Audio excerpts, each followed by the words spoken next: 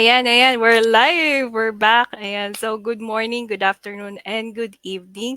So I am Mads from Doha, Qatar, originally from the Philippines, and I am hosting this live, and I will be with my business partner and my mentor.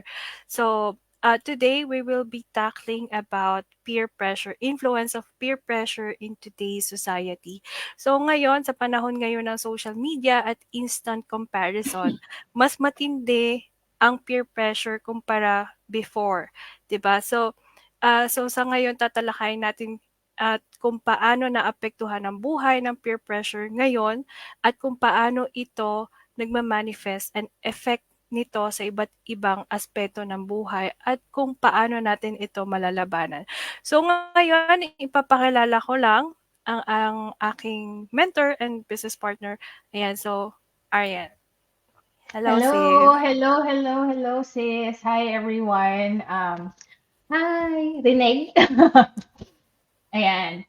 Just to introduce myself, I'm Ariane. I am here in Canada. I'm living here in Windsor together with my husband and two young kids. And I have been an IT programmer in the Philippines for 12 years. And then I moved here in Canada in 2022. I started here as a student. And now I'm an IT analyst, but currently I'm also doing this online business. So I'm a proud digital business owner, like Mads. Hello. So, Hi. just to introduce myself, I think I forgot because this is the second time, right? I am Mads, and me and my family have been living here for 20 years, but I've been living here for 15 years because I finished my school, I went back to Philippines, so I'm back here with my family. So I'm also a business owner, a business mentor, like Sis Aryan, and I'm a graphic designer by profession. And I have worked with multiple industries now. So again, going back to our topic, which is the peer pressure. So defining the peer pressure, diba? What is peer pressure? Peer pressure or influence is when you do something because you want to feel accepted and valued by your friends or other people. It can be positive or it can be negative. And coping well with peer influence is about getting the right balance between being yourself and fitting in with your group, within your group. So, Sis Aryan, you want to share something first? Yes, yeah. So, happy Saturday, everyone. So we're going to discuss like the effect, the impact of peer pressure in today's society. It's kind of sensitive kasi alam naman natin yung mga tao, ang daming nasasabi, lalo pag online, right? But we're going to define peer pressure like what Sis Mad said. It's it can be it can have a positive or negative effect or impact. But if I believe if we know ourselves better, if we're aware, if we know ourselves, then we can like discern properly what's right and what's wrong. And hindi tayo masasway ng peer pressure, right? Kasi back then, sobrang mahiyain ako eh. When I get to be with a group or barkada, I'm kind of playful, pero na-attach ako sa friends. Tapos, syempre, nandun yung liking na and desire that I wanted to belong, 'di ba? Kasi yun yung parang yung reason natin bakit we wanted to be with friends, we wanted to be with a group, circle of friends. So, gusto mo yung mga taong na-appreciate ka, tapos you're trying to find people who will have your back. And because of that, I personally am influenced by them, 'di ba? Parang hindi mo na rin napapansin minsan, pero yun pala, yung decisions mo, yung mga choices mo sa buhay, na ano na rin pala, influenced by these people around you. So, pero yun, as we grew apart, syempre, yung with friends, right? as we grew apart, I grew, I've matured, and I've experienced different things. Sila din, ganon. And we had different perspectives, other perspectives. So I guess I'd say, at least ngayon, I know better now, right? Ikaw, Sis Mads, ano yung ano mo, experience mo dyan? Experience ko, marami, pero as of now, isa sa mga naaalala ko is like recently since I am like introvert, so I don't really go out. But since I'm with my mom, with my family, and recently my mom did her microblading. You know, medyo uso kasi ngayon sa social media, nakikita niya kung ano yung uso at hindi. So, minsan nakikiuso rin siya na nakita niya yung uso, yung ganong microblading. So, kaya siya nagpa-microblade kasi wala daw siyang kilay, ganyan, pangit. So, para lang ma-accept and syempre yung friends niya nagpapaganon din. So, naaapektuhan din yung desisyon niya sa sa peer pressure na yon na tinatawag natin kasi yung mga friends niya gumawa, so pati rin siya, parang naengganyo, Yes, right? So ganun yeah, ganun kasi ngayon tayo, eh. Minsan naengganyo tayo dahil sa ginawa ng friends natin correct, or kung ano yung nasa environment natin. correct, So yeah. iyon siya. Yun yung isa, 'di ba? Kasi marami na ngayon ng ano, eh, ang peer pressure, maraming Yes, yeah. effects. So, isa na rito is yung, physical to digital, 'di ba? Tulad nga Oh, nung nabanggit ko before, kanina, is dahil nakita ng mom ko sa social media. 'Di ba, dati naririnig lang natin sa mga friends natin yung kino-compare tayo, ganyan. Ngayon, pati yung nakikita natin sa social media. 'Di ba? mm, So, from true. physical to digital, Yeah. So, nag-e-evolve siya. yes, it has evolved, correct. So, dati, 'di ba, we hear opinions and feedback from people we know. Tapos it's very rarely, nung walang internet ha, syempre, it's very rarely that you will hear yung chismis, yung hearsay from people whom you don't even know or you haven't even seen. Yung kunwari na taga ibang barangay, medyo matagal bago malaman kung talagang lilipad yung chismis sa kabilang barangay, right? Pero ngayon that it has gone digital, the scale, the reach is massive, di ba? And the news travels so fast now, faster, di ba? And on our part, minsan, we see now, right now, we see a lot of things in the internet na hindi natin alam before. And sometimes, if we're curious, we're risk takers, or sometimes we're other people, they may be even gullible, di ba? It's kind of hard to resist the urge kasi parang nakikita natin na, ay, ang daming gumagawa nito. Ang daming bumibili nito. Yan. So, ang dali nating masway and it's very hard to control. And minsan aminado rin ako dyan.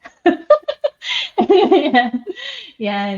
So, there are also some, di ba, emotional and psychological effects ng peer pressure na minsan hindi rin natin na papansin, di ba? We're not aware kasi we're too busy doing things na makakapag pasok sa atin doon sa group. Like, because we love to belong in a group, right? So we try to fit in. And then we value too much how others see us, we value the opinion of others so much that we're blinded sometimes, di ba? Hmm. So, ano ka lang, si Sis Eileen, ayan, 'di ba, all the way from Japan. Hello, Sis Hi, Eileen, sis thank you for Eileen. tuning in. So, yes, correct ka diyan kasi 'di ba iba na nga, iba na anxiety and self-doubt because of the peer Yes, correct. pressure. Kasi we constantly compare ourselves to others because, Mm, para lang 'di ba dahil nagiging insecure na rin tayo because of this. And true. dahil dito na nawawalan tayo ng lack of self-confidence. 'di ba? And Yes. other than that, meron din tayong tinatawag na fear of missing out or tinatawag nilang FOMO dahil nga yung social Yeah, media. yeah. So, yung mga Gusto natin tao lagi tayong nasa uso. true, kung ano yung nakikita nga natin sa social media and yun yung mga sinusunod natin kadalasan. Guilty rin ako dito minsan, minsan lang. Like especially sa food, yan, diyan ako guilting-guilty. Uy, kain tayo dun, uso Ako yun. din. May bagong restaurant dun, mukhang Yeah, masarap, right? correct, So, correct. dahil Saka dun when we take the risk or, try something, kasi pag nakita nga natin from the internet, from the web, when we take the risk to try it, yun na yun eh, we're easily influenced. And there can be two sides to it, di ba? Again, sabi natin, it can be positive or it can be negative. Pero, hindi pa natin naman agad nalalaman eh, if the effect is positive or negative sa atin, di ba? So, I guess siguro, mag, ano ba, malalaman mo na lang kapag na-experience mo na yung impact nung ginawa mo. 'Di ba? Hindi rin agad-agad. Kasi, yung, like for the positive side, it could be instantly the feeling of victory. Alam mo yun? Yung parang ramdam agad natin eh, pag positive. Uy, belong ako. Uy, kaya ko pala to. Di ba? Parang ganun. So we emerge on the brighter side. We feel relieved, we feel happy, we are more confident, and then we instantly feel now we've learned something new.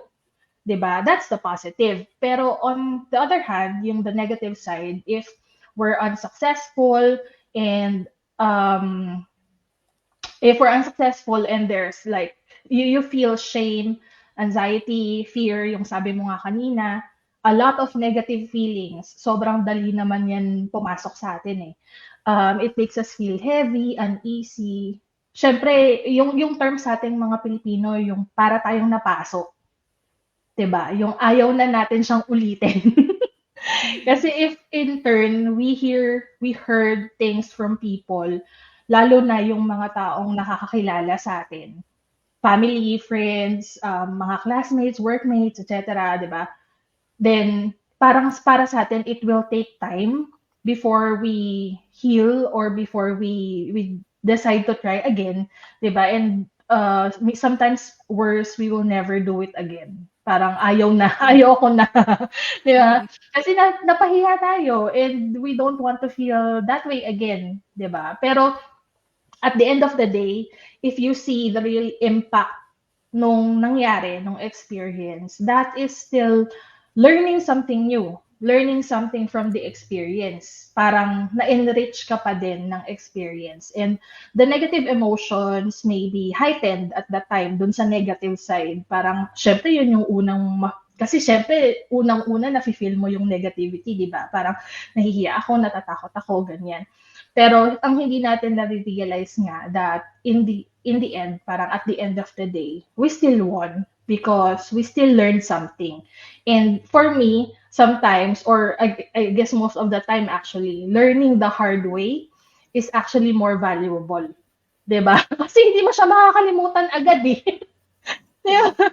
So ang tanong diyan is, why should we be scared? Right? mm. Yung Yun. akin naman, siyempre yung sabi mo 'di ba, yung nagko-compromise minsan yung self-values natin just to fit in with the norms or with the society kung tinatawag. So, minsan nawawala na yung authenticity natin kung ano talaga yung gusto natin at yung pagiging totoo natin sa sarili natin kasi minsan nahihiya tayo dahil Yes. gusto na iba yung gusto natin sa Gina. gusto ng friends natin, 'di ba? Yeah. So, yun yung gaya nung sabi mo na ni-rephrase ko lang. At isa na rito is yung nung college tayo, nung high Mm. school, let's say nung high school, habang nagde-decide pa tayo kung ano yung gusto natin maging or anong course yung gusto True. nating i-take. Isa yan sa talagang ano, kasi mga friends mo gusto ganitong course, ikaw ganito. Totoo. Actually, kahit ako sa nung high school dito kasi ako 'di ba nag-high school, karamihan ng friends or hindi ng classmates ko, ang mga ite-take nila is accounting. Tapos sa schoolmates ko or sa classmates ko, parang isa, dalawa lang kami yung sa field ng arts. So, Hmm. parang nahiya ako kasi nasa matatalino section ako tapos parang left out talaga ako nun. Pero hanggang sa parang dumating na lang din ako sa point na parang bahala na magshi-shift na lang ako if ever hindi 'to para Yeah. sa akin. Yeah. Pero gusto ko siya i-try sabi ko. Sa akin I guess yung recent na pinakamalaking leap for me, yung experience na pumunta ako dito sa Canada. Kasi 'di ba during the pandemic, sobrang dami yung nag-explore na makapag-migrate. Yung patapos na yung pandemic, nung nag-open na yung mga borders. So, yung meron akong mga friends na nagpunta dito and then nung una hindi ko pinapansin kasi sabi ko, why would I? Parang may matino naman akong trabaho and all, pati yung husband ko, right? But um, in the back of my mind, at the back of my mind, may desire pa rin naman ako to work abroad. Pero hindi pa yon nangyayari sa akin. So, nung pandemic, when I saw that there are a lot of people migrating, Australia, Canada, New Zealand. Sabi ko, pwede yata nating i-explore kasi ang dami ko talagang nakikita. And then finally when I saw a college barkada and then yung workmate na namin noon ng husband ko, nakarating na rin dito. So sabi ko, I think kaya. And it's not just sa akin, sa experience na yon, it's not just the influence of these people. Siguro it started as influence kasi nakita ko siya sa social media na ang dami-daming gumagawa. Pero nandun pa rin yung desire na gusto ko rin talagang umalis ng Pilipinas or gusto ko rin magtrabaho sa ibang bansa. So I guess that's where the line that's where you draw the line, yung parang alin ba yung negative, alin yung positive, alin yung susundin ko, alin ba talaga yung gusto ko. Yung ganon. Yun yung sa experience ko. Pero grabe 'di ba, talagang nag-research ka and all and Yes. DIY. Yeah, So, yeah. very proud. It's a journey. And it's still Mm. a journey kasi until now we're still waiting for the approval. Pero at least, 'di ba? The Nandiyan ka na. important thing there is we started it.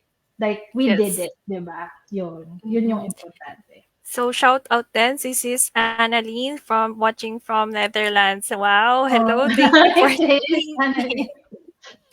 Ayan, so going back, yun, talagang, minsan talaga dahil nga sa peer pressure, Mm, nako-compromise ang ating desisyon. And, mm, so ngayon, paano ba natin i-de-deal ang peer mm, pressure na yan? So, para sa akin, dahil yung self-awareness, dapat alam mo kung ano talaga true. yung gusto mo. Kasi importante, at the end of the day, ikaw pa rin ang mag-aano niyan eh. So tulad niyan yung courses, 'di ba? At the end of the day, kung accounting ang tinake ko, what if hindi ko rin siya magampanan? Sino magsa-suffer? Ako rin, hindi naman yung friends ko, hindi naman yung classmates ko, 'di ba? Kasi ano eh, mahirap yung 'pag hindi mo gusto kung ano yung True. tinapos mo or something. Ang dami ko ring kakilala na tinapos nila yung doctoral, pero iba yung pinursue nila. Yeah. Sayang!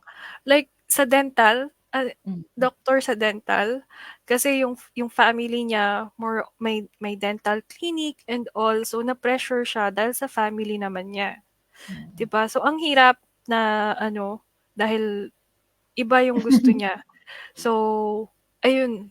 Sa And yeah, sige, yeah, yeah. Sige, go go, ahead. go. Yung sa'kin hindi, yung sa'kin kasi yung sabi mo nga self-awareness, right? Sa'kin naman, yung right mindset siguro is self-love. Kasi if you love yourself, 'di ba, magiging aware ka. magiging aware ka sa paligid mo, sa sarili mo, kung ano yung mga gusto mo, what are your weaknesses and strengths, and paano mo sila gagamitin, both weaknesses and strengths, to use it effectively in a situation na you have to face, right? So if you love yourself, you will not focus on people who would say like negative things about you, 'di ba? Hindi ka magfo-focus dun sa negative. Hindi ka magfo-focus, hindi mo bibigyan ng pansin yung mga tao na those people who will try to let you down. You know, yung hihilahin ka pababa or yung mga decisions na mag-lead dun sa ganong situation. And in a situation, you'll try to navigate, you'll try to find like-minded peers kasi dun ka, feeling mo, dun ka belong. They are the people who are going to support you, to push you to reach your goals, yung kung ano talaga yung better or best for you, di ba? And naiintindihan ko naman, I know that it's kind of hard to resist kasi nga, ang dami nating nababasa sa sa internet, ang dami nating, kasi isang research lang dyan, isang tanong kay Google, ang daming result na ibibigay sa'yo. Hindi mo na maiintindihan kung anong susundin mo, right? Yung iba nga, minsan, they parang self-diagnose, di ba? Kahit na importante na pumunta sa doktor, di ba? It's kind of hard to resist kasi ang dali-daling makuha ng information. I totally understand it. But kung kilala natin yung sarili natin, we would know kung paano natin i-discern yung what's good and bad. Kasi yung internet din naman is nandyan, yung web is nandyan, and it also has good and bad effects, di ba? And you just have to know how to filter out yung mga information na hindi talaga para sa'yo or it will not serve you. And if you have a deep sense of self, di ba, you will be able to decide what's best for you in every situation, not because of the peer pressure, 'di ba? Hindi dahil maraming gumagawa nito. It's not because majority of the people that you know are doing it, are buying it, 'di ba? Madali sa iyo to decide kung kailangan mo ba talaga, kung 'di ba, kung kailangan mo talaga, kung gusto mo talaga, what's good and what's bad, and of course, you know, sa akin lastly, ang laki din ng part ng intuition. You have to ask for guidance sa Lord, 'di ba? Para at least meron kang Holy Spirit. Alam mo, madi-discern mo kung ano yung tama para sa iyo. So, ayan, sabi ni Sis Anna, Correct. na Yes. guilty daw siya and filter out. Lagay siya, di Oh my ba? God, naalala ko before, nung nasa Pilipinas kasi uso yung Shopee, di ba? Till now. Sobrang dami kong na-order from Shopee. Tapos sabi ko, hala, ang dami kong nang nagastos. And then one day I woke up na parang hindi ko pala kailangan. Nag-ano ako pinanood ko yung Marie Kondo sa Netflix. Tapos Ayun. natauhan ako. Sabi ko, parang ang dami ko nang binili na hindi ko naman talaga kailangan. So, every time ngayon that magsha-shop ako online, iniisip ko muna 2 Kailangan times, ko. 3 times, maraming beses kung talagang kailangan ko ba. Kasi iniisip ko, may space ba yan dito sa bahay? Uy, kalat lang ba yan? Mga ganon. Tsaka kung baka mamaya, ano lang yan, like, impromptu or gusto mo lang ngayon pero Impulse bukas lang. ayaw mo na Oo, siya, correct. diba? Kaya ako puro add to cart lang tapos sa ibang araw ako magde-decide kung iba-buy ko na talaga siya. Kasi alam ko rin ako, puro ano lang ako yung takaw mataba ako sa pagkain. Parang Yeah. impulse buying ako minsan. So, sabi ko, Minsan add ganyan to din yung cart na lang. ginagawa ko. Sa Shopee, walang limit. Kahit more than 100 Mm. yung ano mo. Kasi sa AliExpress kasi ako nag-order dito. Hanggang 100 lang. So, more than 100 na yung Madami items. pa rin yung 100. Pero sa isang upuan, di mo naman siya ginagawang 100. All in all, Pag nag-a-add to cart, add to cart. Mm. Kaya minsan din ako rin gaya mo, ako nililimit ko rin yung time ko sa Mm. social media in a sense, nag-a-unfollow ako. Mm. Nag-a-unfollow na ako ng mga account, hindi well, account ng tao, kumbaga Mm. friends pa rin kami, pero ayoko lang minsan makita yung mga ano niya, mga post niya, ganyan. Oo. Yeah. So, yun na rin yung ginagawa ko, nag-a-unfollow na rin Setting ako ng boundaries, right? yes, na ako para hindi ko rin makumpara yung sarili ko. Mm. Kasi minsan kung ano-ano rin yung naiisip ko, eh. True. So, para lang ma-reduce din yung peer pressure na yun, kasi Mm. nakikita mo yung friend mo, ay ano na, nasa Canada na, ako nasaan na?